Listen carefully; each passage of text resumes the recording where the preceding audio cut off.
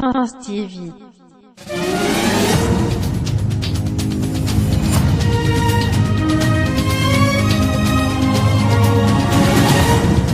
Prince TV. Bonjour, chers abonnés, auditeurs et téléspectateurs de Prince TV. On commence ce journal aujourd'hui avec Abou Nidal de Genève, Général Kokoumbré si vous préférez, co-créateur du mouvement Coupé Décalé avec Mola Oumar et Doug Saga, Leno Versace, en tout cas toute la jet set parisienne. Alors, si vous étiez là au début du Coupé Décalé, vous le savez très bien, quand ils sont arrivés, en plus de les genres musicales, en plus de les styles vestimentaires, ils avaient aussi des manettes, des sacs d'argent, des valises même d'argent qu'ils prenaient plaisir à distribuer au public pour se faire valoir. Mais aujourd'hui, Abou Nidal de Genève dit ne plus être à ce niveau. Il a fait tout récemment une déclaration qui a surpris plus d'un, qui change complètement l'image de l'Abou Nidal qu'on avait. Il a dit clairement, ça fait 15 ans que je jette l'argent, je fais le boucan dans le vide pour faire plaisir aux gens. Maintenant qu'il a gagné en maturité, il a décidé de ne plus jeter son argent dans le public, ça et là, mais désormais, il va contribuer à l'évolution de son pays. Maintenant, son travaillement, son boucan sera d'acheter des fournitures scolaires pour les enfants de Côte d'Ivoire et il compte ainsi servir son pays, contribuer au développement de la Côte d'Ivoire. Voilà, très belle déclaration d'Abou Nidal que je qualifie désormais d'ex-boucantier qui a décidé de se tourner vers le social, qui a décidé de faire des travaillements plus intelligents. C'est l'occasion en même temps d'appeler tous les boucantiers, tous les faroteurs qui suivent Prince TV parce que, comme vous avez pu le constater, on travaille avec beaucoup d'ONG qui militent pour les personnes en difficulté. Donc, si vous voulez aussi, comme Abou Nidal, suivre le pas, parce que quand ils sont arrivés avec les travaillements dans la foule, vous avez suivi, on voit tout ce qui se passe dans les boîtes de nuit, les gens qui jettent l'argent. Aujourd'hui, changez un peu de mentalité. Venez voir Prince TV, on va vous brancher à des ONG qui travaillent pour les personnes en difficulté, ça peut servir. Voilà, passer du travaillement à l'état brut, à l'état, j'ai envie de dire, des boîtes de nuit, à un travaillement social pour aider les autres, pourquoi pas, sait-on jamais. On continue. Prince TV. On poursuit maintenant avec une bien triste nouvelle relative à Fally Ipupa, Dicap, la merveille, El Maravilloso, El Maravilha, El Ririror, El Pitichi, El Campio de Molo, El Matador, El Cantador, 3 fois Hustler, King Hustler qui malheureusement a vécu un bien triste épisode il y a quelques heures seulement. En effet, l'artiste a été victime d'un vol au matin du 7 octobre 2019 dans sa chambre d'hôtel Palm Beach à Kisangani, c'est au Congo, dans son propre pays, par une bande de malfaiteurs spécialisés dans le vol de détail et les cambriolages. Selon les proches de l'artiste Fally Ipupa, ce vol a été constaté après le concert du dimanche dernier à la piscine de l'hôtel Palm Beach de Kisangani, une ville du Congo comme je le disais.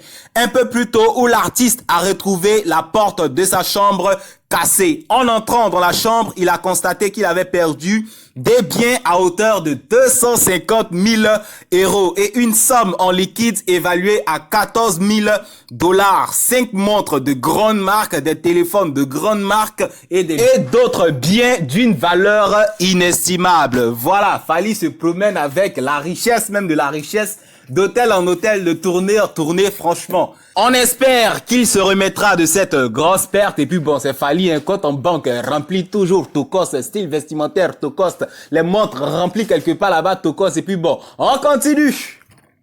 Prince TV.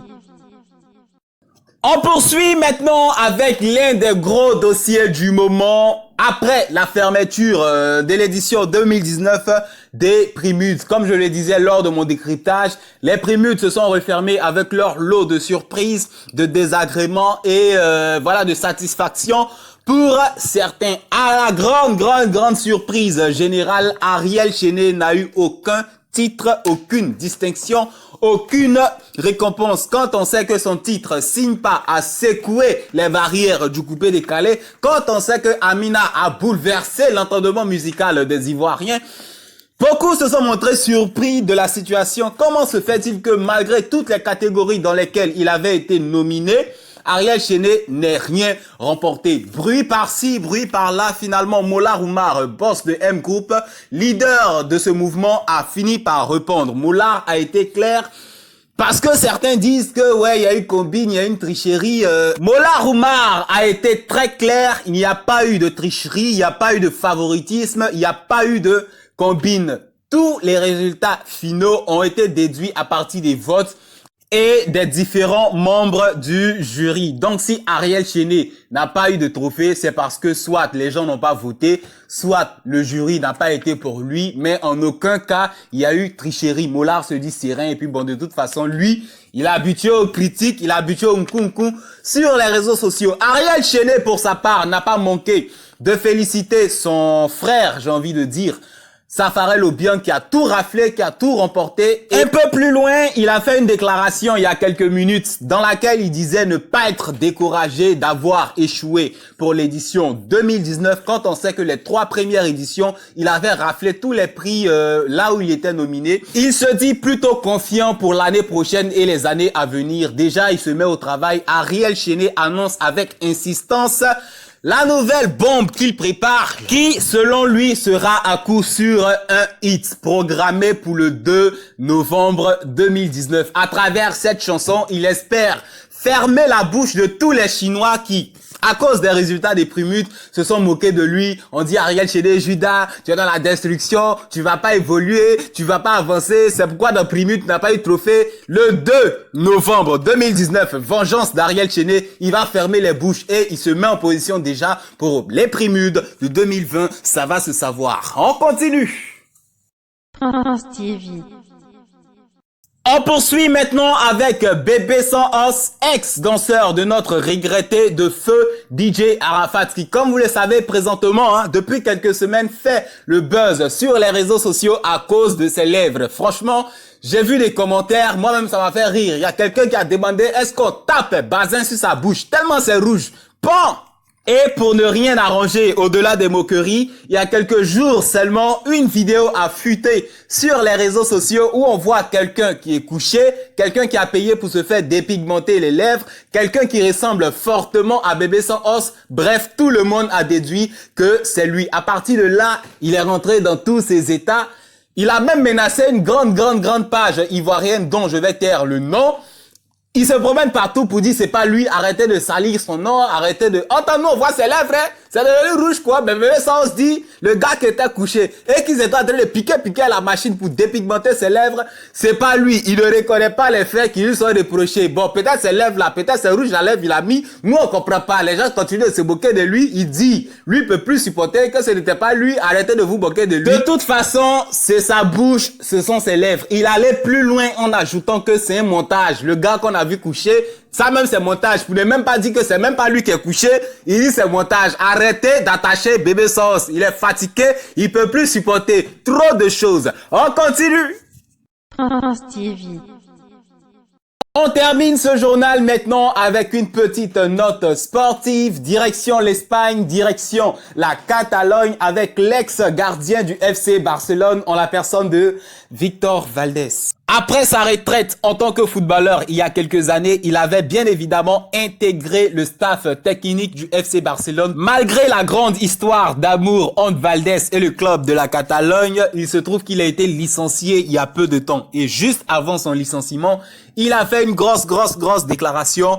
Le Barça de maintenant est différent du Barça qu'il a connu sous l'ère de Tito Villanova, sous l'ère de Pep Guardiola.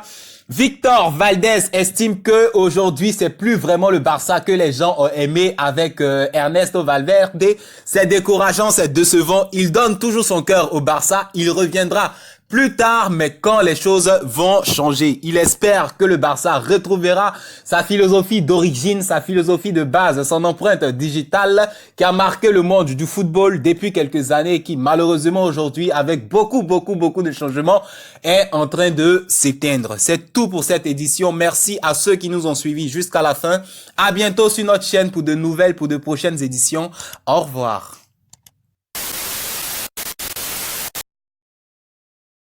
France TV. France TV. France TV.